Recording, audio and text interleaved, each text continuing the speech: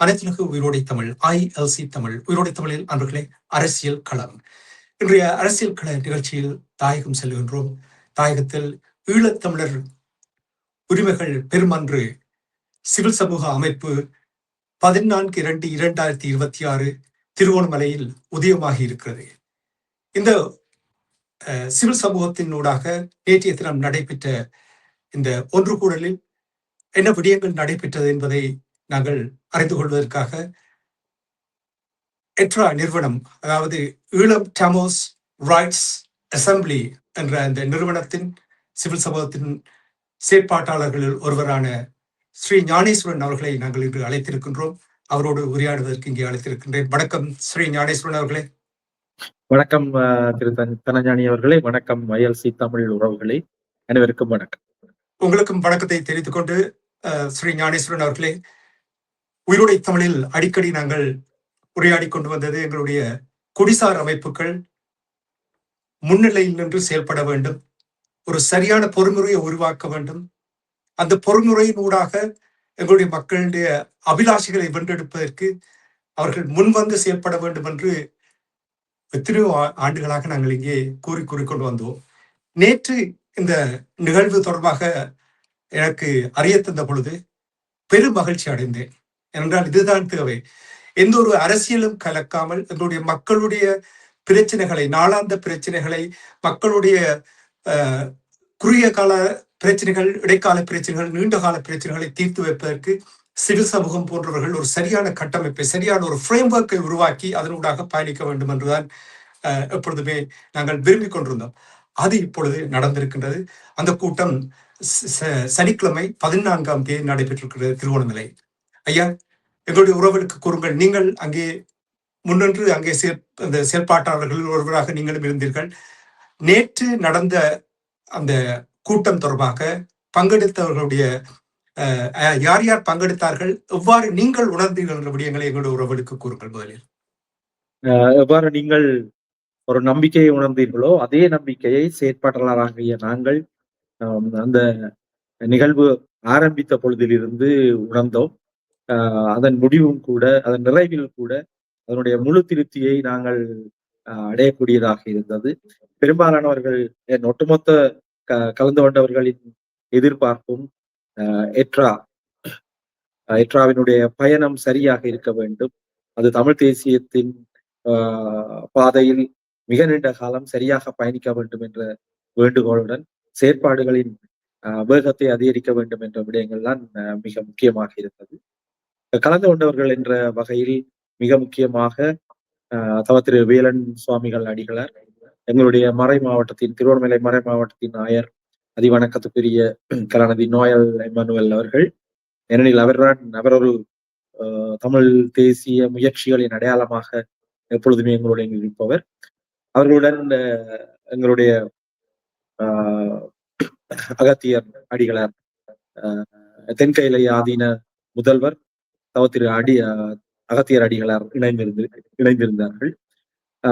வடக்கு கிழக்கில் இருந்து பெரும்பாலான 8 மாவட்டங்களிலும் இருந்து தேர்ந்தெடுக்கப்பட்ட சிவில் சமூக செயற்பாட்டாளர்கள் இணைந்திருந்தார்கள். பல்கலைக்கழக மாணவர்கள் இணைந்திருந்தார்கள்.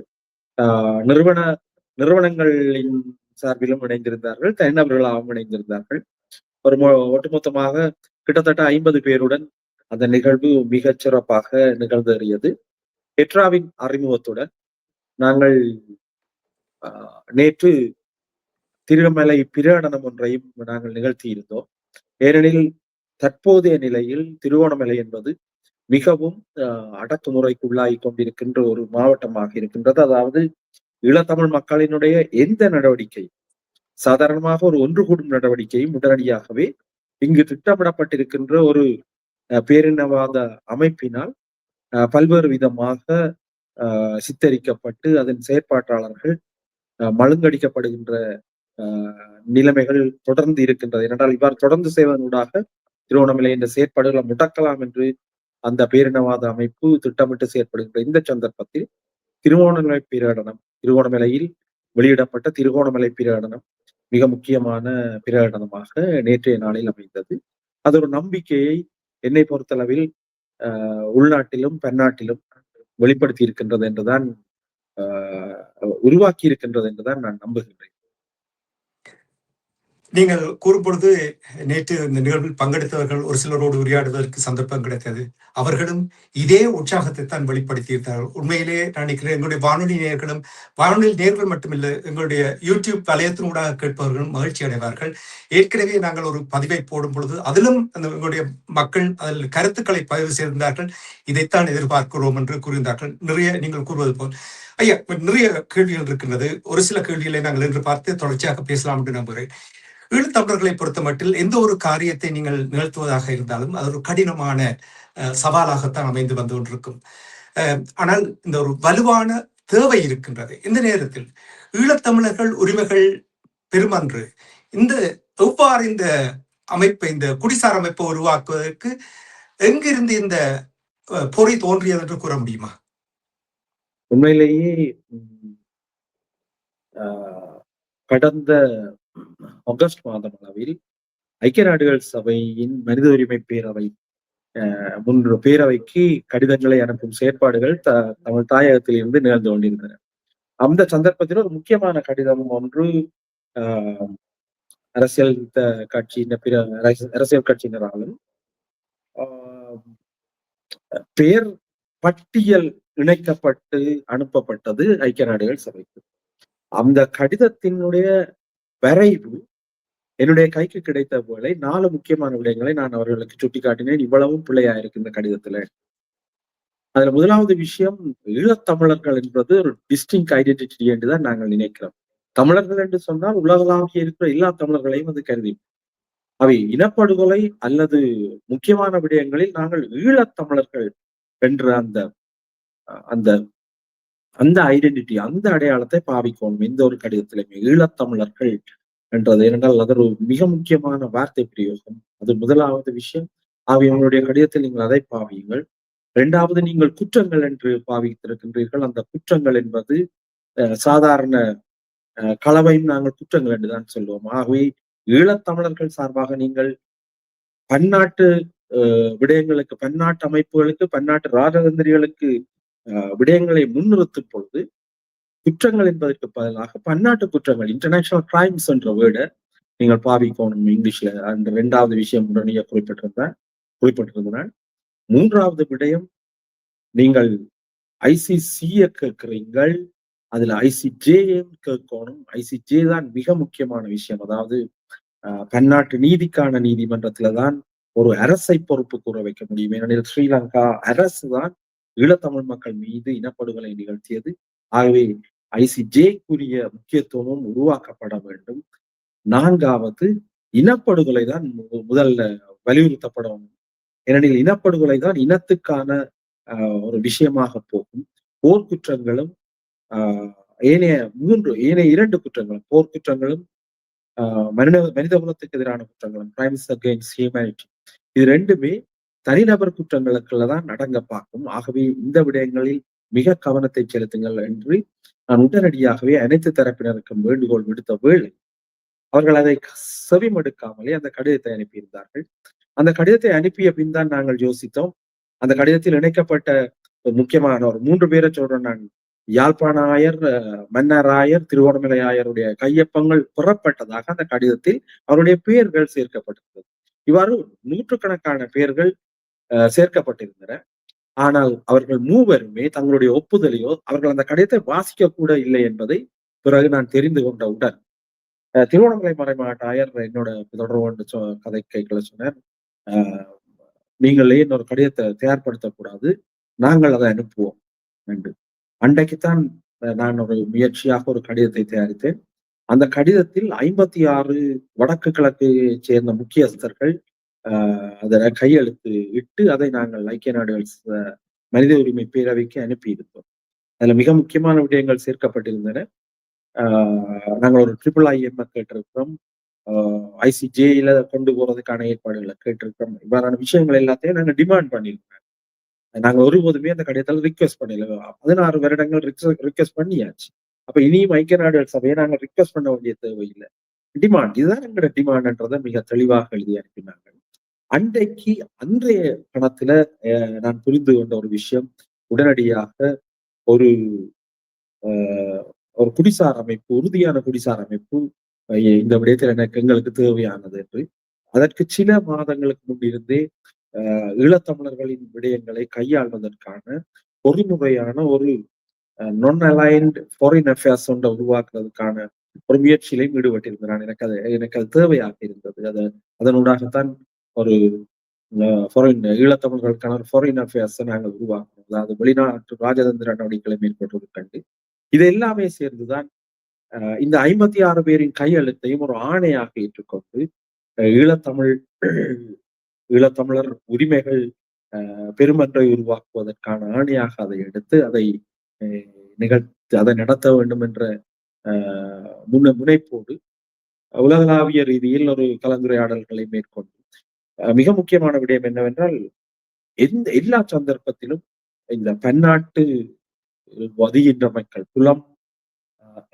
புலம்பெயர்ந்து வதிகின்ற மக்கள், புலம் வதியும் ஈழத்தமிழர்களை இவ்வாறான செயற்பாடுகளிலிருந்து ஒட்டுமொத்தமாக தவிர்த்து விடுகின்ற ஒரு தவறான முயற்சியை இன்று வரைக்கும் எல்லாரும் செய்து கொண்டிருக்கிறோம். அப்ப அந்த விடயங்களை எல்லாம் தவிர்த்து அவர்களை எல்லாம் ஒன்றாக்கி, ஏனெனில் இன்றைக்கு ஈழத்தில் இருக்கிற அளவுக்கு சமமான அளவு புலம் பெயர்ந்து வதியும் மக்கள், புலம்பதியும் ஈழத்தமிழர்கள் இருக்கின்றார்கள். அவர்கள் இன்றைக்கும் ஈழத்தமிழர்கள் அடையாளத்தோடு இருக்கிறார்கள். அவர்களை நாங்கள் ஈழத்தமிழர்கள் இல்லை என்று சொல்வதற்கோ, ஈழத்தமிழர்களின் வேணவாவை தாங்கி நிற்கவில்லை என்று சொல்வதற்கோ, அதற்காக வேலை செய்வதற்கு தடுப்பதற்கோ எங்களுக்கு எந்த உரிமையும் இல்லை. அவர்களுக்கு இருக்கின்ற உரிமையை ஏற்றுக்கொள்வதற்காகத்தான் நாங்கள் இந்த முயற்சிகளை முன்கொண்டு செல்லலாம் என்ற அடிப்படையில் தான் இந்த விடயம் முன்னிறுத்தப்பட்டு பெரும்பாலான ஆதரவாளர்களுடன் இணைந்து இயங்கி இது காத்திரமாக உருவாக்கப்பட்டிருக்கின்றது. உங்களுக்கு தெரியும், 2009ஆம் ஆண்டு இனக்கருவருக்கு பின்னர் மண்ணிலும் சரி புலத்திலும் சரி எங்களுடைய ஈழத்து மக்கள் சோர்வடைந்திருந்தார்கள். அதாவது எங்களுக்கான பாதைகள் எல்லாமே அடைக்கப்பட்டு விட்டது, இங்கிருந்து நாங்கள் எவ்வாறு எங்களுடைய இலக்கை அடைய போகின்றோம் என்று ஏங்கி தவித்துக் கொண்டிருந்தவர்கள் பலர் வீட்டுக்குள்ளிருந்து வெளிவர முடியாமல் வீட்டுக்குள்ளேயே முடங்கினவர்களையும் நான் பார்த்திருக்கின்றேன். ஆனால் இப்பொழுது இந்த 16 ஆண்டுகள் கடந்தாலும் இவ்வாறான ஒரு நிலைமையில் இந்த அமைப்பினூடாக அமைப்பினூடாக ஒரு பாதை ஒன்று திறந்து பெறுவது போல் தெரிகின்றது. இதை எவ்வாறு உங்களால் அமைப்பதற்கு சாத்தியமானது என்று கூற முடியுமா? உண்மையிலேயே இந்த முயற்சியை ஆரம்பித்த உடனேயே இயற்கையாகவே அந்த ஒரே கோட்டில் இருக்கும் புள்ளிகள் தானாகவே அந்த கோடு நோக்கி நகர தொடங்கியது. அது நிலத்திலும் சரி புலத்திலும் சரி அது ஒரு இயற்கையான ஒரு வடிவமாகவே இருந்தது. அந்த முயற்சி, அந்த விடயத்தை ஆரம்பித்து நாங்கள் முன்னகர்த்த முயற்சிக்கும் பொழுது உரியவர்கள் அந்த கோடு நோக்கி நகர்த்தப்பட்டு இயற்கையாகவே, உதாரணமாக நாங்கள் ஒரு காந்தத்தை இழுத்துக்கொண்டு போகும் பொழுது எவ்வாறு அங்கங்கே இருக்கின்ற இரும்பு துவர்கள் அதனுடன் ஒட்டி கொள்கின்றன, அது போல இவ்வாறான ஒரு அமைப்பு உருவாக்கப்பட வேண்டும் என்ற தேவையுடைய தமிழ் தேசியத்தின் பாதையில் என்றைக்குமே வலுவாமல் இயங்கிக் கொண்டிருக்கின்ற மனிதர்கள் அவ்வாறு சேர்ந்து கொண்டே வந்தார்கள். ஆகவே அது இலகுவாக இருந்தது. இதை நாங்கள் எதிர்பார்க்கவும் இல்லை. ஆகவே அவர்கள் அனைவரையும் இணைத்து இயங்கிக் கொண்டு செல்வது மிக இலகுவாக இருந்தது. இனி இப்பொழுதுள்ள உலக நிலைமைகளை நீங்கள் பார்த்தீர்கள் என்றால், அரசாங்கங்களை பாதுகாக்கின்ற உலக ஓட்டம்தான், உலக ஒழுங்குதான் இப்பொழுது நடைமுறையில் இருக்கின்றது. ஈழத்தமிழர்களை பொறுத்தமட்டில் ஈழத்தமிழர்களுக்கு எந்த ஒரு நாட்டினுடைய ஆதரவும் இல்லாத ஒரு நிலைமை இருக்கின்றது. அதனால் ஈழத்தமிழர்களுடைய பயணம் மிகவும் காத்திரமாக, நிதானமாக, உன்னிப்பாக, அவதானமாக கையாள வேண்டிய ஒரு நிலைமை இருக்கின்றது. இவ்வாறான இந்த நிலைமையில் எப்படி நீங்கள் உங்களுடைய இந்த இலக்கை அடைவதற்கு இந்த கட்டமைப்பினூடாக சாதிக்கலாம் என்று நீங்கள் நம்புகிறீர்களா? நிச்சயமா நம்புகிறேன் நான். என்னென்றால் உண்மையிலேயே வலுதான் இந்த உலகின் போக்கை தீர்மானிக்கிறது என்பதுதான் உண்மை. வலுதான் நாங்கள் ஒரு வலுவுள்ளவர்களாக மாற வேண்டும். ஈவன் மிக சிறிய மிக எண்ணிக்கையில் மிக உலக ஒப்பீட்டில் மிக குறைந்த எண்ணிக்கை உள்ள ஒரு இனமாக இருந்தாலும் கூட நாங்கள் வலுவானவர்களாக மாற்றமடையும் பொழுது அந்த வலுவை நாங்கள் தந்திரோமயமாக பிரயோகிக்கும் பொழுது இந்த இரண்டு விடயங்களும் சேரும் என்ற நேரத்தில் உலகம் எங்கோ ஒரு இடத்தில் எங்களுக்கான கதவை திறந்து வைத்திருக்கும் என்பதுதான் நான் நம்புகின்ற விடயமாக இருக்கும், அல்லது நாங்கள் அனைவரும் நம்புகின்ற விடயமாக இருக்கிறோம்.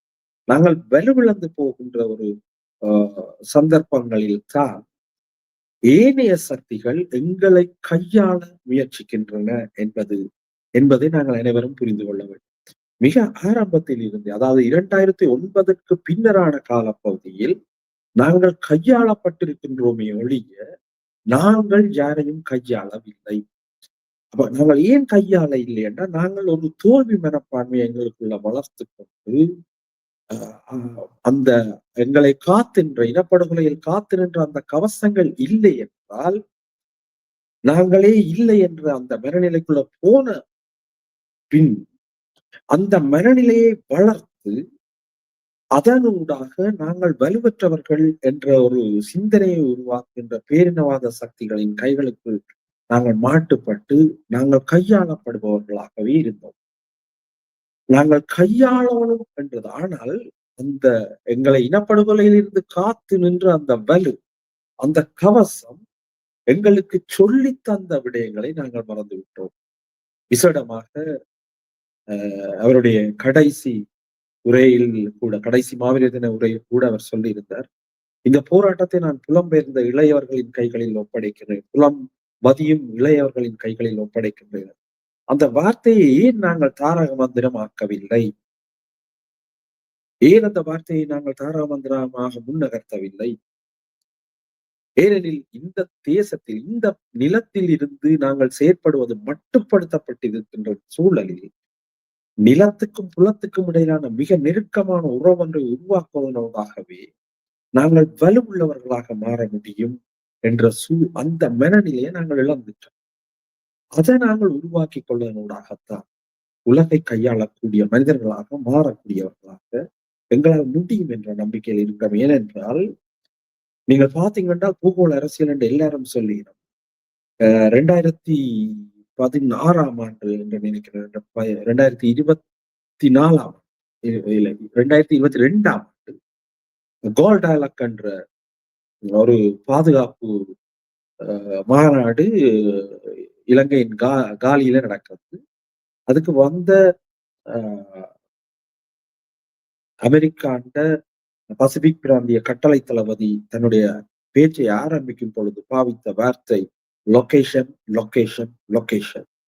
இலங்கைக்கு இருக்கிற ஒரே ஒரு விஷயம் இங்கு வளமோ அல்லது வேற விடயங்களோ அல்ல, இலங்கையினுடைய அமைவிடம் தான் இந்த பூகோள அரசியலின் மிக முக்கியமான ஒரு வலுவை கொண்ட ஒரு வலுவை உருவாக்குகின்ற ஒரு காரணியாக இருக்கு.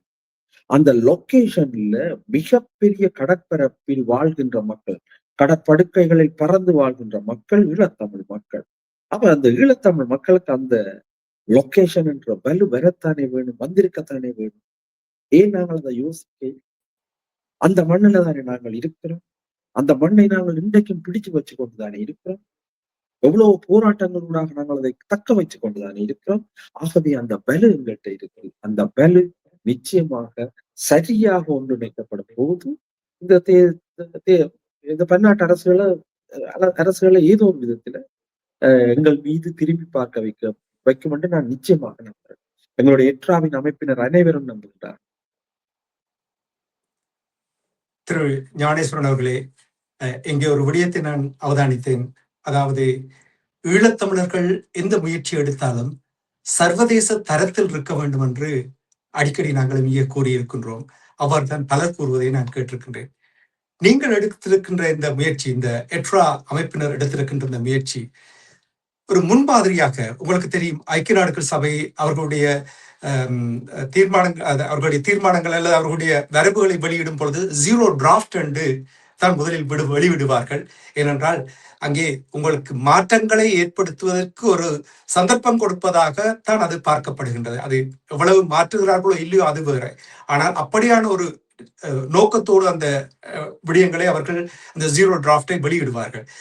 அதே பாணியில் நீங்கள் கடைபிடித்திருக்கிறீர்கள். இது முதல் தடவையாக நான் தமிழர் தரப்பில் நான் எதிர்பார்க்கின்றேன். உண்மையிலே இதை பாராட்டுகிறேன். என்றால் எம்மை பொறுத்தமட்டில் மக்கள் பங்காளிகளாக இருக்க வேண்டும். மக்கள் பங்காளிகளாக இருப்பதற்கு நீங்கள் இங்கே சந்தர்ப்பத்தை அளித்திருக்கிறீர்கள். அதாவது இதுதான் நாங்கள் கொண்டு வந்த தீர்மானம், இதுதான் பிரகடனம் என்று நீங்கள் கூறாமல் முதல் எங்களுடைய உறவுகளுக்கு இவற்றைத்தான் நாங்கள் இங்கே முன்வைத்திருக்கின்றோம். இது தொடர்பாக நீங்கள் என்ன விதமான வேறு கருத்துக்கள், நல்ல விடயங்கள் இருந்தால் அதை நாங்கள் உள்வாங்குவதற்கும் தயாராக இருக்கின்றோம் என்று அந்த நீங்கள் கொண்டு வந்த பிரகடனத்தின் அந்த வெளியிட்ட அந்த தகவலினூடாக நான் அறிகின்றேன். எவ்வளவு தூரம் நீங்கள் எங்களுடைய அறிஞர்களுடைய கருத்துக்களை, மக்களுடைய கருத்துக்களை உள்வாங்குவீர்கள், கவனத்தில் எடுப்பீர்கள் என்று கூற முடியுமா? நிச்சயமாக. இப்ப நீங்கள் உண்மையிலேயே நேற்றையான அந்த நிகழ்விட 2வது பாகத்தை நீங்கள், முதலாவது பாகம் எட்ராவின் வெளிப்பாடு, எட்ராவின் அறிமுகம், எட்ராவின் தொடக்கம். 2வது பாகம் எட்ரா ஒரு பிரகடனத்தை வெளியிடுகிறது. ஏன் இந்த பிரகடனம் இந்த நேரத்துல மிக முக்கியமான தேவையாக இருந்தது என்றால், நீங்க பாத்தீங்க என்றால் இன்றைக்கு 5 வருடங்கள் ஆகிவிட்டது எங்களுடைய கடைசி மக்கள் எழுச்சி போராட்டம் நிகழ்ந்து, அதாவது ஒத்தியூர் தொடக்கம் பொலிகண்டி வரை. இன்றைக்கு 7 வருடங்கள் ஆகிவிட்டது எழுக தமிழ் முடிவடைந்து. இன்றைக்கு 25 வருடங்களுக்கு கிட்ட வந்து விட்டது. நான் நினைக்கிறேன் 20 வருடங்களுக்கு கிட்ட வந்து விட்டது பொங்கு தமிழ் நிகழ்வு. அப்ப இந்த 5 வருடங்களுக்குள்ளும் நிகழ்ந்த மிக முக்கியமான மாற்றம் என்னவென்றால், தேர்தல் அரசியலில் வென்ற சிங்கள நடைமுறை அரசு, தற்போது இருக்கின்ற தற்போதைய அரசு வடக்கிலும் தாங்கள் தேர்தல் அரசியலில் வென்று விட்டதால் ஈழத்தமிழ் மக்கள் தங்களை அடைவு வைப்பதற்கு அல்லது சரணடைவதற்கு அல்லது தங்களுடைய உரிமைகளை விட்டுக் கொடுப்பதற்கு தயாராகித்தான் தங்களுக்கு வாக்களித்திருக்கின்றார்கள். ஆகவே இங்கு இன பிரச்சனை அல்ல, இனவாதம் தான் இனி என்ற தொனியில் அவர்கள் மிகவும் சிறப்பாக தங்களுடைய விஷயங்களை கட்டமைத்துக் கொண்டு வரார்கள். இதை உடைக்க வேண்டுமாக இருந்தால் நாங்கள் இன்னும் அதே நோக்கம், அதே கொள்கையில் தான் இருக்கின்றோம். 2009 தோற்றோமே ஒழிய எங்களுடைய உரிமைகளை நாங்கள் சரணடைய செய்யவில்லை. நாங்கள் இன்றைக்கும் எங்களுடைய சுயநிர்ணய உரிமைக்காக போராடி கொண்டிருக்கின்றோம் என்றதை உடனடியாக வெளிப்படுத்த வேண்டிய, அதாவது இந்த அரசியலமைப்புக்கு முதலே வெளிப்படுத்த வேண்டிய தேவை இந்த காலப்பகுதியில ஏற்பட்டிருக்கின்றது.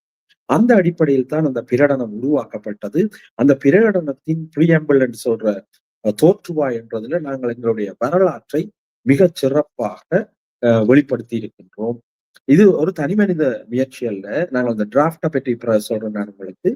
அப்ப முதல் நாங்கள் பிரியாம்பிள் என்ற அந்த தோற்றுவாயில எங்களுடைய வரலாற்றை முழுவதுமாக சொல்லி, அந்த வரலாற்றில் இருந்து நாங்கள் என்ன பிரகடனத்தை செய்ய போகின்றோம் என்று சொல்லியிருக்கின்றோம். அந்த பிரகடனத்தை கடைசியாக சுருக்க பிரகடனமாக வெளிப்படுத்தியும் இருக்கிறோம். இந்த சுருக்கப்பட பிரகடனத்துல 3 முக்கியமான விடயங்களை நான் உங்களுக்கு சொல்ல வேண்டும்.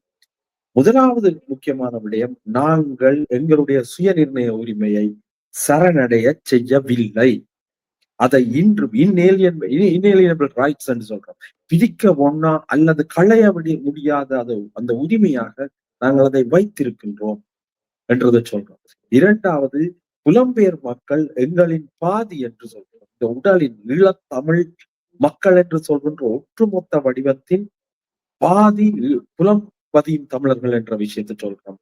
அதற்கு பிறகு நாங்கள் சொல்கின்றோம், இந்த தேசம், அதாவது 2009க்கு பின்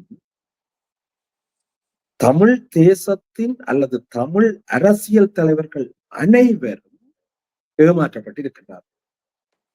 ஜனாதிபதிகளால் ஏமாற்றப்பட்டவர்களும் நாங்கள் தான், எங்களுடைய அரசியல் தலைவர்கள் தான். ஜனாதிபதி வேட்பாளர்களாக நின்றவர்களாலும் ஏமாற்றப்பட்டவர்கள் எங்களுடைய அரசியல் தலைவர்கள் தான். இவ்வாறான ஒரு சந்தர்ப்பத்தில் இப்பொழுது உருவாக்கப்படுகின்ற இந்த அரசியல் அமைப்பில் நாங்கள் சொல்ல போகின்ற விடயத்தை ஏற்றுக்கொள்வார்களா, மேற்கொள்வார்களா என்ற கேள்விக்கு பதில் செய்ய மாட்டார்கள் என்பதுதான். இந்த அரசியல் தலைவர்கள் இப்ப இங்க ஈழத்துல வேலை செய்கின்ற அரசியல் தலைவர்களுக்கு வடிவா தெரியும் தங்களை ஏமாத்த போறாங்க என்று. ஒரே ஒரு இனம் ஏமாத்த போறாங்க என்று தெரிஞ்சும் அந்த செய்முறைக்குள்ள போற இனம் என்றால் இப்ப என்ன பொறுத்தளவுல எங்கட ஈழத்தமிழ் இனத்தின் தலைவர்களாகத்தான் இருக்கிறோம். இனம் என்று சொல்ல மாட்டேன் நான். இங்க இருக்கிற தலைவர்கள் உதாரணமாக ஏக்கிய ராஜ்ய என்ற ஒரு தலைவரும் சமஷ்டி என்ற ஒரு தலைவரும் கதைச்சு கொண்டு போயினம் என்றால் நிச்சயமாக அவைக்கு தெரியும் தற்போதைய அரசாங்கம் ஏமாற்றத்தான் போகின்றது. ஆகவே அதுதான் எங்களுடைய பிரகடனத்தில் மிக முக்கியமாக விடயமாக இருக்கிறது.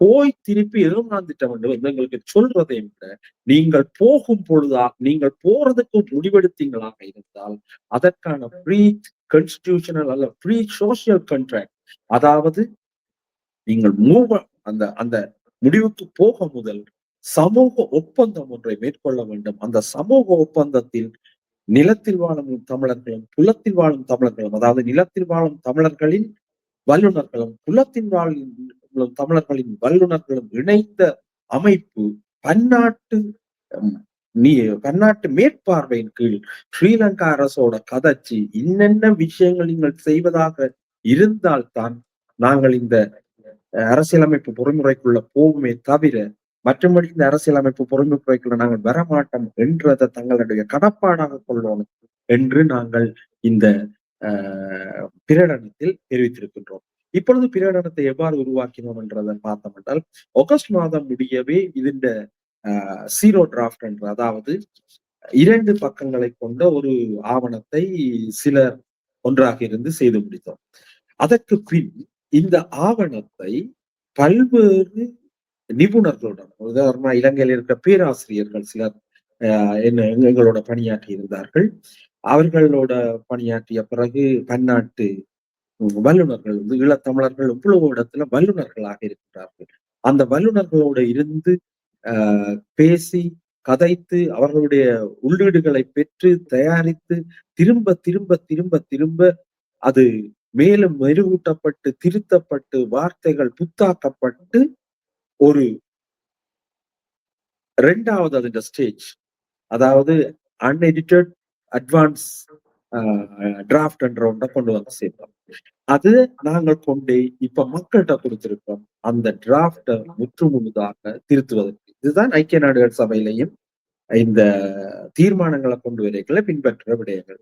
முதலாவது சீரோ டிராஃப்டை ப்ரிப்பேர் பண்ணும். அந்த கோ குரூப்ன்றது ஒரு சீரோ டிராஃப்டை ப்ரிப்பேர் பண்ணும். அப்புறம் அந்த சீரோ டிராஃப்டை எல்லாருக்கும் அனுப்பி அட்ஜஸ்ட் பண்ணி செட் பண்ணி அட்வான்ஸ் எடிட்டட் வெர்ஷனை கொண்டரும். அத பிறகு கலந்தாய்வுகளுக்கு உட்படுத்தி கடைசி நிறைவான முழுமொத்த பிரகடனத்தை கொண்டிருக்கும், பிரேரணையை கொண்டிருக்கும். அதே திட்டத்துலதான் நாங்கள் இந்த வேலையை செய்திருக்கிறோம். சீரோ டிராஃப்ட் இன்றைக்கு அட்வான்ஸ் அன்எடிட்டட் வெர்ஷன் 5 டிராஃப்டாக வந்திருக்கிறது. இந்த டிராஃப்டை நாங்கள் மக்கள்கிட்ட கொடுத்திருக்கிறோம். ஏனெனில் இது மக்களுடைய தீர்ப்பு, மக்கள் தான் இதை செய்யும். ஒரு மிக முக்கியமாக எங்கள்கிட்ட ஒரு பண்பு இருக்கு, ஏதாவது இப்படியான விஷயங்கள் என்றால் சட்டத்தரணிகள் தான் செய்யலாம் என்று இல்லை. ஒரு சட்டத்தரணிக்கு அல்லது ஒரு அரசியல் தலைவனுக்கு இருக்கின்ற உரிமை இந்த தமிழ் தேசத்தின் கடைக்கோடியில் இந்த உணர்வுகள் ஏதுமின்றி உழைத்துக் கொண்டிருக்கிற ஒரு ஈழத் தமிழ் மகனுக்கும் இருக்கின்றது என்பதுதான் எட்ராவுண்ட மிக முக்கியமான முடிவு. அந்த உரிமை 2 பேருக்கும் ஒன்றுதான். ஆகவே அவனுக்கு கூட இந்த விஷயத்தில் தன்னுடைய கவனத்தை செலுத்துவதோ தனக்கு தெரிந்ததை மாற்றுவதற்கோ வாய்ப்பு இருக்க வேண்டும் என்பதற்காகத்தான் நாங்கள் இதை வெப்சைட்ல விட்டு அதே நேரம் செயற்பாட்டாளர்களூடாக மக்கள் டைம் கொடுத்து இதை திருத்துவோம். உங்களுக்கு என்னென்ன விஷயங்கள் தேவையில்லையோ அதை எல்லாத்தையும் நீக்குவோம் அல்லது அதை திருத்துவோம். நாங்கள் எந்தெந்த விஷயங்கள் உங்களுக்கு முரண்பாடாக தெரிகின்றதோ அதை அவலத்தையும் திருத்தி இது ஒரு மக்கள் பிரகடனமாக வெளிப்படுத்துவதன் ஊடாகத்தான் நாங்கள் இதுல சொல்ல வர விஷயங்களை மக்களோட குரலாக வெளியில கொண்டு வந்து சேர்க்கலாம் என்ற நம்பிக்கையோட நாங்கள் இதை வெளியில கொண்டு வந்திருக்கிறோம். நிறைய நம்பிக்கை தருகிறீர்கள் ஞானேஸ்வரன் அவர்களே. இப்ப நீங்கள் கூறினீர்கள் மக்களுடைய ஆதரவு இருக்க வேண்டும். என்ன விடயத்தை செய்தாலும் மக்களுடைய ஆதரவு இருக்கும் பொழுது அது இலகுவாக நாங்கள் நகர்த்தி செல்லக்கூடியதாக இருக்கும். இங்கே நீங்கள் கூறுகின்ற விடயங்களை வைத்து பார்க்கும் பொழுது ஒன்று திட்ட தெளிவாக தெரிகின்ற என்னவென்றால், நீங்கள் மண்ணில் இருக்கும் எம்முடைய உறவுகளையும் புலம்பதிந்து வாழும் எங்களுடைய உறவுகளையும் அவர்களுடைய பங்களிப்பு இங்கே தேவை என்ற விதத்தில் உங்களுடைய கருத்துக்கள் அமைந்திருக்கின்றது. எவ்வாறான பங்களிப்பு இவர்களிடமிருந்து எதிர்பார்க்கிறீர்கள் என்று கூற முடியுமா? உண்மையிலே இப்ப இதுல மிக முக்கியமான கேள்வி. நேற்று நாங்கள் இந்த நிகழ்வை நிகழ்த்தி கொண்டிருக்கும் போது ஒரு மிக முக்கியமான கேள்வி, யார் ஏற்றான்ற கேள்வி வந்து. அதுக்கு நான் அளித்த பதில் இதுதான். நீங்கள் யார் ஏற்றாண்டு கேட்கிறீர்கள் என்றால் நீங்களும் ஏற்றாதான். புலம்பெயர்ந்து வாழ்கின்ற ஒவ்வொரு தமிழ் மகனும் எற்றாவாதான் இருப்போம், எற்றாவோட இருப்போம் என்றுதான் நாங்கள் நினைக்கிறோம். ஏனென்றால் ஒரு மிகப்பெரிய சரக்கடலின் மத்தியில நான் என்ற அடையாளமே இல்லாம போகும். நாங்கள் ஈழத்தமிழர்கள் என்ற அடையாளம் மட்டும்தான் மேலோங்கி நிற்கும். அந்த அடிப்படை தான் எற்றாண்ட மிக அடிப்படையான விஷயமாகவே இருக்கிறது. நாங்கள் மிகப்பெரிய மக்கள் கடல். நாங்கள் புலம் பதிந்து வாழும் அவ்வளவு மக்களும் எங்களுடைய ஈழத்துல வாழ்ற அவ்வளவு தமிழ் மக்களும் ஒன்றாக இருக்கும் பொழுது நான் என்பதோ நீங்கள் தராஞானி என்பதோ அங்கு ஒரு அடையாளமற்றவர்களாக போய்விடும். எங்களுக்கு இருக்கிற ஒரே ஒரு அடையாளம் ஈழத்தமிழர்கள் என்ற அடையாளம் தான். ஆகவே நான் பங்களிப்பென்றீங்க எவ்வாறு நினைக்கின்றேன் என்றால், நீங்கள் உங்களுடைய கருத்துக்களை இதுல சேர்க்கணும், நீங்கள் இதை கதைக்கணும், நீங்கள் இதுல தவறுகளை திருத்தணும், நீங்கள் இந்த விஷயங்களை பேசணும். இது ஏற்றுக்கொள்ளப்படுகின்றது என்றால் நீங்கள் அதை ஏற்றுக்கொள்றோம் என்று கூட உங்களுக்கு தெரிந்த அனைவருக்கும் தெரியப்படுத்தணும். மக்களோட பேசணும். நீங்கள் உண்மையிலேயே எங்களுக்கு பங்களிப்பு செய்யணும் என்றால் இந்த எற்றாண்ட இந்த டாக்குமெண்ட் இந்த பிரகடனத்தை இன்னும் ஒரு ஆளோட பேசுங்க. இப்படி ஒரு பிரகடனம் வந்திருக்கு, அது சரியா இருக்குது, நாங்கள் அதுக்கு ஆதரவு அளிக்கணும் என்று அந்த அந்த அந்த விடயமே எங்களை இங்க எல்லாத்துக்கும் பூஸ்ட் பண்ணி கொண்டு போகும் என்றதுதான் உண்மை. நல்லொரு நம்பிக்கையை தந்திருக்கிறீர்கள். நல்லொரு தொடக்கமாக பார்க்கிறேன். உங்களுக்கு தெரியும், 2009ஆம் ஆண்டுக்கு பின்னர், குறிப்பாக கடந்த 10 ஆண்டுகளுக்கு எத்தனையோ அமைப்புகள் உருவாக்கப்படும், எத்தனையோ கூட்டங்கள் நடைபெறும். ஆனால் அதனுடைய தொடர்ச்சியை பார்க்க முடியாமல் ஒரு கூட்டத்தோடையே அந்த முடிவுக்கு வந்துவிடும். முக்கியமான கேள்வி, இதைத்தான் எங்களுடைய மக்களுக்கு, கேட்டுக்கொண்டிருக்கின்ற நேயர்களுக்கு ஒரு ஊக்கத்தை ஊட்டும், நம்பிக்கையை கொடுக்கும். அடுத்த கட்ட நடவடிக்கை தொடர்பாக கூறுவீர்களா? அடுத்த கட்ட நடவடிக்கை என்பது இப்ப நாங்கள் உண்மையிலேயே இப்ப ஒரு இப்பதான் ஆரம்பிச்சிருக்கோம்ன்றது உங்களுக்கு தெரியும். அப்ப எங்கள் முன்னுக்கு இருக்கிற மிக முக்கியமான பெரிய ஒரு விடயம், இந்த எதிர்வரும் மார்ச் மாதம் 15ஆம் தேதிக்கு முன் இந்த பிரகடனத்தை முழுமைப்படுத்தி மக்கள் பிரகடனமாக வெளிப்படுத்தி அந்த பிரகடனத்தை உரியவர்களுக்கு எல்லாருக்கும் சேர்க்கிறது, முழு இடங்களுக்கும் சேர்க்கிறது. இந்த பிரகடனத்துல மிக முக்கியமான இன்னும் ஒரு விடயத்தை நான் குறிப்பிட வேண்டும். நிச்சயம் எங்களை அழித்தவர்கள் இருக்கிறோம் தானே, எங்களை அழித்தவர்கள், நேரடியாக அழித்தவர்கள், அழிப்பதற்கு உதவி செய்தவர்கள் எல்லாருமே. இந்த என்னென்றால் அழித்தவர்களுக்கு உதவி செய்தவர்களும் ஒரே பொறுப்பைத்தான் சுமக்க வேண்டும் என்று ஐக்கிய நாடுகள் பட்டயம் மிக தெளிவாக சொல்கிறது. இதை நீங்க பிரிச்சு பார்க்கிறார். உதாரணமா ஸ்ரீலங்கா அரசு ஈழத்தமிழர்கள் மீது இனப்படுகொலை செய்ததெனில் அந்த ஸ்ரீலங்கா அரசு செய்கின்ற இனப்படுகொலைக்கு ரேடரை கொடுத்த இந்தியா பொறுப்பேற்கும். இந்தியாவும் இனப்படுகொலை தான் செய்தது. புலனாய்வு தகவல்களை வழங்கிய ஆயுதங்களை வழங்கிய அமெரிக்கா மற்றும் ஐக்கிய ராஜ்யம் போன்றவையும் அவை பொறுப்பெடுக்கத்தான். இன்றைக்கு அதை பாதுகாத்து கொண்டு நிற்கிற நாடுகள்ல மிக முக்கியமாக இருக்கின்ற சீனா அதை பொறுப்பெடுக்கணும். அதை நாங்களும் சேர்ந்துதான் இந்த இனப்படுகொலை செய்த நாங்கள். ஆகவே இவர்கள் யாருமே இதை விட்டு வெளியில போகலாது. இந்த பிரகடனத்துல நாங்கள் சொல்றோம் என்னன்னா, இந்த நாடுகள் இந்த பொறுப்பை எடுத்து இனியாவது ஈழத்தமிழ் மக்கள் தங்களுடைய இறையாண்மையுடன் சுயநிர்ணய உரிமையுடன் வாழ்வதற்கான ஏற்பாடுகளை செய்ய வேண்டும் என்று நாங்கள் அதுல இறுக்கி சொல்றோம். ஏனென்றால் இதுக்கு நாங்கள் ஒரு மிக முக்கியமான தகவலையும் இதுக்குள்ள சேர்த்துக் கொள்ளலாம். திருவாளர் சம்பந்தன் போர் முடிந்து 10 வருடங்களின் பின் நாடாளுமன்றத்துல ஒரு உரை என்று ஆக்கியிருக்கிறேன். அந்த உரையை நீங்கள் ஹான்சாட்ல பார்க்கலாம். அமெரிக்காவும் ஜப்பானும் என்னை அணுகிய போர் நடந்து கொண்டிருக்கும் பொழுது என்னை அணுகியது. அவர்கள் சொன்னார்கள், இந்த போரை முடித்து விட்டு இந்த போரை நாங்கள் முடிப்போம், இந்த போரை முடிச்ச உடனே உங்களுக்கு தீர்வு தருவோம். அவை போரை முடிப்போம் என்றே திருவாளர் சம்பந்தனுக்கு தெரிந்திருக்கின்றது இந்த இனப்படுகொலை தான் நடக்க போகிறது. போரை முடித்த பிறகு அவர்கள் 10 வருடங்களின் பின்னும் திருவாளர் சம்பந்தனை திரும்பியும் பார்க்கவில்லை இந்த தீர்வு சம்பந்தமாக என்பதை அவர் பதிவு செய்திருக்கிறார். ஆகவே இந்த போரை நடத்தி இருக்கக்குள்ளேயே நீங்கள் இந்த பிரச்சனையை தீர்ப்போம் என்ற உறுதிமொழியை கொடுத்த நீங்கள் இப்ப வரைக்கும் அதுல இருந்து விலகி இருக்கிறது தவறு என்பதை இந்த பிரகடனம் சுட்டிக்காட்டுகிறது. உங்களுடைய மேற்பார்வையின் கீழ்தான் அந்த சமூக ஒப்பந்தத்தை உருவாக்க வேண்டும் என்ற வேண்டுகோளை ஒரு விதமான ஒரு அழுத்தத்தோட நாங்கள் இதுல வச்சிருக்கிறோம். அதே நேரம் உங்களுக்கு தெரியும், போட்டியுள்ள நாடுகளை இந்த அழுத்தங்களுக்குள் கொண்டு வருவதனூடாக எவ்வாறு ஸ்ரீலங்கா தன்னுடைய துருப்புச்சீட்டை இங்கும் அங்கும் விளையாடுகிறதோ உங்களுக்கு தெரியும், எங்கும் அங்கும் என்று. அதே போல ஈழத்தமிழர்களும் தங்களுடைய துருப்புச்சீட்டை இங்கும் அங்கும் விளையாட வேண்டிய தேவை இருக்கின்றது. அந்த அடிப்படையில் அவ்வாறான நாடுகள் அனைத்தும் பொறுப்புக்குள் கொண்டு வரப்பட்டிருக்கிறார்கள் என்பதை நாங்கள் கருத்துல கொள்றோம். ஆகவே அந்த நாடுகளை நோக்கி உடனடியாகவே நாங்கள் இந்த விடயங்களை கையளிக்க வேண்டும். இதுதான் எங்களுடைய முதலாவது வேலையாக இருக்கின்ற அதே வேளை அடுத்த கட்டமாக மாவட்டங்களில் எங்களுடைய அமைப்புகளை உருவாக்குகின்ற செயற்பாட்டாளர்களை தெரிவு செய்கின்ற மக்களுடன் செயற்பட்டுக் கொண்டிருக்கின்ற அமைப்புகளுடன் இணைந்து எற்றாவை வலுவாக்குகின்ற அந்த வேலைகளை செய்ய வேண்டிய தேவை ஒன்று இருக்கின்றது.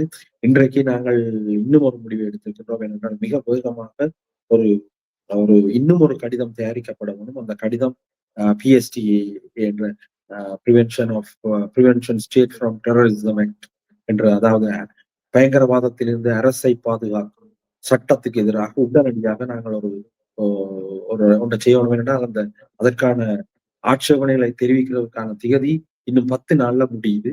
அவை எற்றாவது உருவாகின பிறகு அது எங்களுக்கு ஒரு முக்கியமான கடமையாக இருக்கின்றது. அதையும் உடனடியாக செய்து கொண்டு தொடர்ந்து உங்களோட பயணிச்சு கொண்டே இருக்கணும். தொடர்ந்து மக்களோட வேலை செய்து கொண்டே இருப்போம். உலகளாவிய பங்களிப்பை பற்றி, உலகளாவிய ஈழத்தமிழ் மக்களோட பங்களிப்புகளை பெற்று பெற்று பெற்று மெதுவாக நாங்கள் வளர்ந்து செயற்படுவதுதான் எங்களுடைய இலக்காக இருக்கின்றது. ஈழத்தமிழர் உரிமைகள் பெருமன்று, ஈழம் தமிழ்ஸ் ரைட்ஸ் அசம்பிளி எட்ரா, இந்த சிவில் சமூக அமைப்பு எந்தெந்த பரப்புகளில் செயலாற்றும் என்று கூற முடியுமா? ஈழத்தமிழர்கள் என்று தங்களை அடையாளப்படுத்திக் கொண்டிருக்கின்ற அனைவருக்குமான உரிமைகளுக்காக போராடுகின்ற அமைப்பாகத்தான் இருக்கு. அதான் மிகச் சுருக்கமாக சொன்னார். அவருடைய உரிமைகள், ஈழத்தமிழர்கள் என்று யாரெல்லாம் தங்களை அடையாளப்படுத்துகின்றார்களோ, அடையாளப்படுத்த விரும்புகின்றார்களோ அவர்களுக்காக எல்லாமே நாங்கள் செயற்படத்தான் தயாராக இருக்கின்றோம். நீங்கள் இப்ப எவ்வளவு காலத்தில் ஒரு அந்த ஃபைனல் டிராஃப்ட் என்று சொல்லுவார்கள், அதை எப்பொழுது நீங்கள் வெளிக்கொண்டு வருவதற்கான தயார்படுத்தல் இருக்கிறீர்கள்?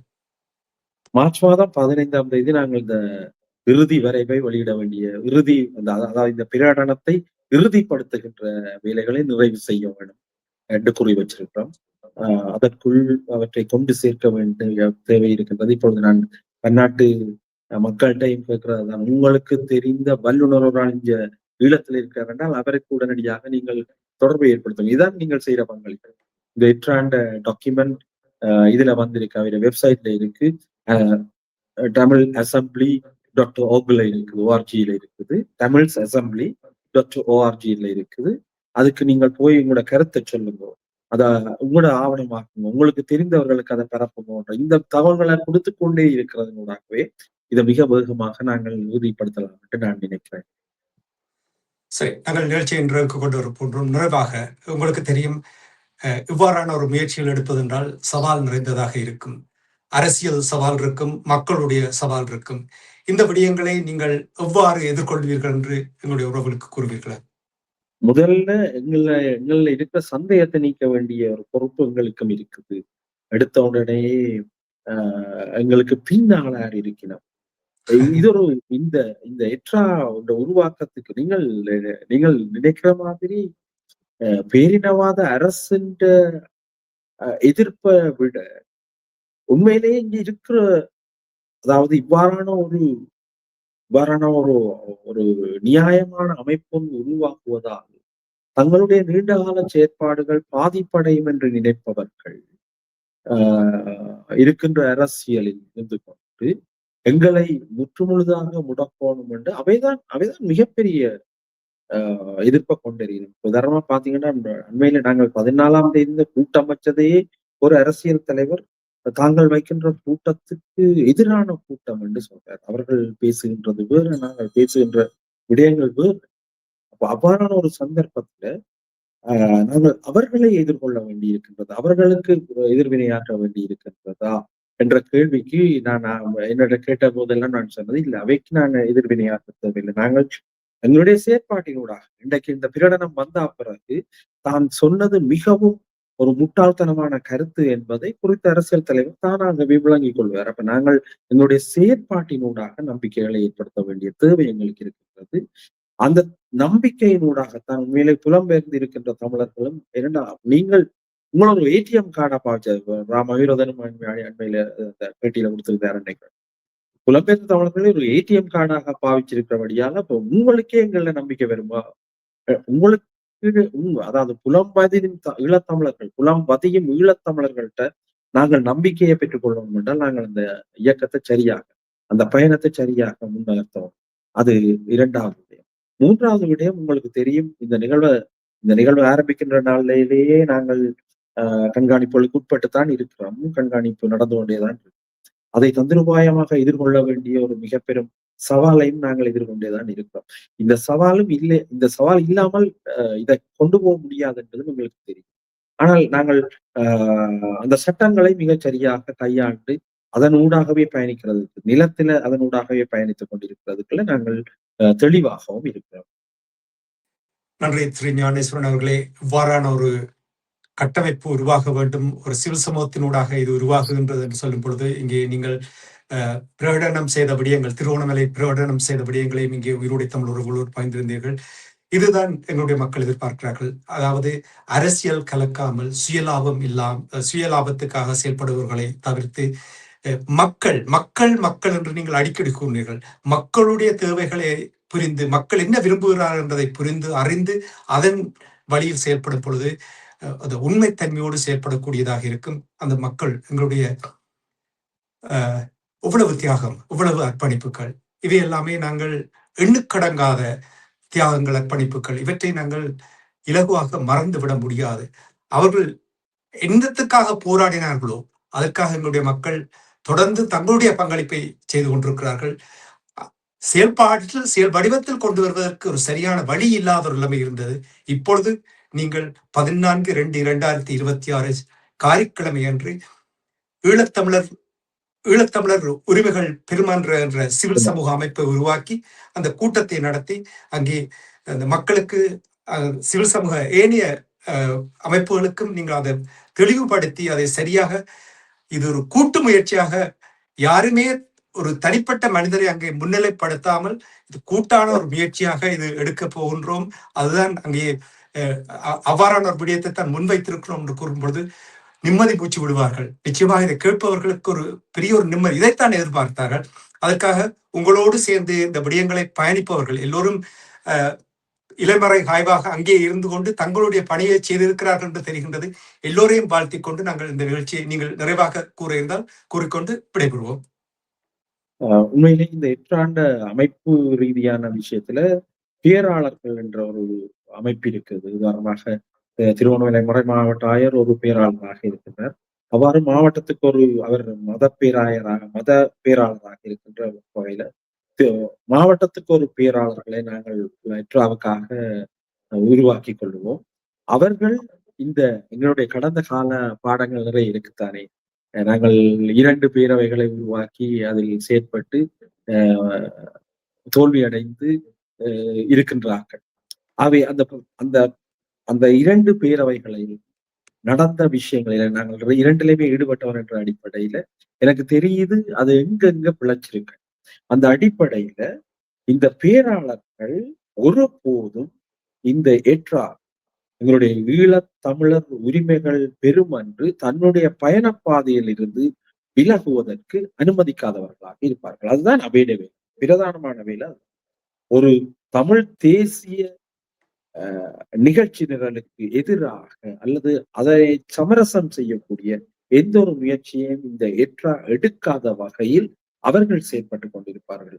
அவர்கள் உடனடியாக உரியவர்களை அவ்வாறு செயற்பட முயற்சிப்பவர்களை உடனடியாகவே தடுத்து நிறுத்தி எற்றாவை வழிப்படுத்தி கொண்டு போகக்கூடிய ஒரு வல்லமையை அவர்களுக்கு நாங்கள் இப்போதே நாங்கள் அளித்திருக்கின்றோம். அதை இனி எங்களுடைய அகவிதிகளை தயார்படுத்தி அந்த அகவிதியினூடாக அந்த வலுவை அவர்களுக்கு வழங்குவதனூடாக என்றைக்கும் எற்றாவை அதன் வழியிலேயே பாதுகாத்துக் கொண்டிருக்கிற முயற்சியில இருக்கிறோம். இன்றைக்கு நான் உங்கள்கிட்ட வந்திருக்கிறது ஒரு எற்றாவன்ற ஒரு செயற்பாட்டாளராக தான் வந்திருக்கனே தவிர எற்றாவனுடைய ஒரு எற்றா நான் தான் என்று நீங்கள் நினைக்க வேண்டாம். எற்றான்றது நாங்கள் எல்லாரும் ஈழத்தமிழர் உரிமைகள் பெருமன்று என்ற அந்த வார்த்தை பாவிச்சதே அதுதான். இது ஒரு பெருமன்று, மனிதர்களையும் அமைப்புகளையும் உள்ளடக்கின ஒரு விஷயம். ஆகவே இன்றைக்கு இந்த விஷயத்தை விளங்கப்படுத்தணும் என்றதுக்காகத்தான் நான் வந்திருக்கேனே தவிர இங்கு நான் என்பது, நான் உங்களுக்கு கொஞ்சம் சொன்ன மாதிரி, இங்கு நான் என்பதே ஒரு முக்கியம் இல்லாத விஷயம். ஒரு மக்கள் திரளில் நான் என்பது இல்லை, நான் என்பது எந்த ஒரு அடையாளமும் இல்லை. அந்த மக்கள் திரள் தான், அந்த மக்கள் திரள் ஒன்றாக தாங்கி நிற்கின்ற அந்த வேணவா தான் அந்த மக்கள் திரளின் அடையாளமாக இருக்கும். அதுதான் எற்றாவின் அடையாளமாக இருக்கணும் என்றதுல நாங்கள் எல்லாருமே மிக தெளிவாக இருப்போம். நீங்களும் நாங்களும் ஒன்றுதானே. ஆகவே நீங்களும் அதுல தெளிவா இருப்போம். எற்றா என்பது நாங்கள் தான். ஆனால் அதுல நான் என்றது இல்லை, நாங்கள் தான் என்றதுதான் அந்த நாங்கள் எல்லாரும் கொண்டிருக்க வேண்டிய விஷயம். அந்த அடிப்படையில எங்களுடைய பயணம் தொடர்ந்து கொண்டே இருக்கும்.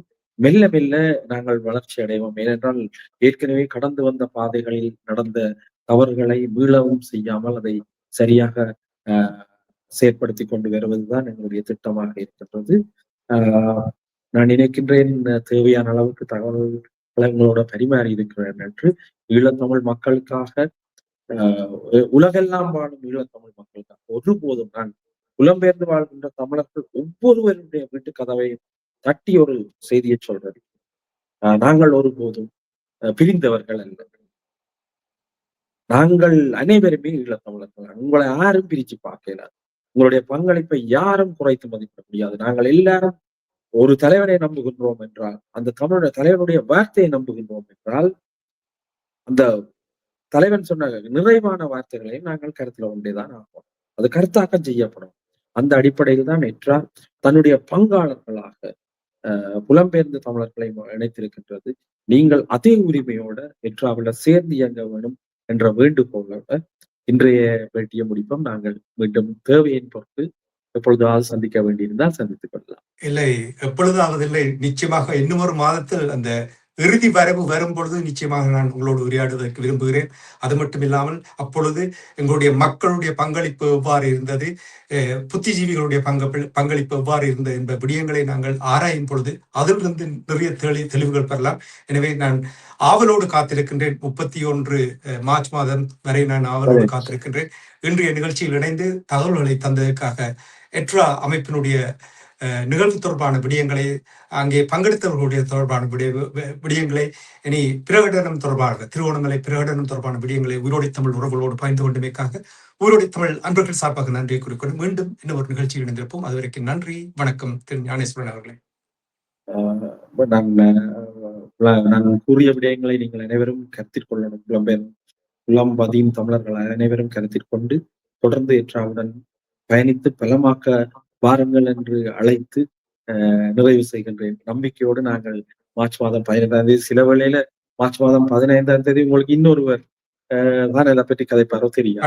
நாங்கள் அந்த அளவுக்கு ஆக்களை கொண்டு வந்துடுவோம் என்று நம்புறேன். சந்திப்போம். நன்றி, நன்றி, நன்றி, வணக்கம். எமது பார்வையாளர்களுக்கு வணக்கம். மக்களின் குரலாய் ஓங்கி ஒலிக்கும் இலக்கு மின்னிதழ் மற்றும் உயிரோடை தமிழ் வானொலி ஆகிய இவ்விரு ஊடகங்களும் உங்களைப் போன்ற எமது நேயர்கள், நண்பர்களின் ஆதரவிலேயே இயங்கி வருகின்றன. மிக குறைந்த வளங்களுடன் பல இடர்கள் மற்றும் தடைகளை தாண்டி பயணிக்கும் எமது ஊடகங்களின் பணிகள் மேலும் வளர உங்களால் முடிந்த நிதியுதவியை வழங்கி இன்னும் காத்திரமான செயற்பாடுகளை முன்னெடுக்க உதவுமாறு மிகவும் பணிவன்புடன் வேண்டி நிற்கின்றோம். உங்கள் பங்களிப்பு உங்களின் உரிமை குரலாய் ஓங்கி ஒலிக்கும். நன்றி.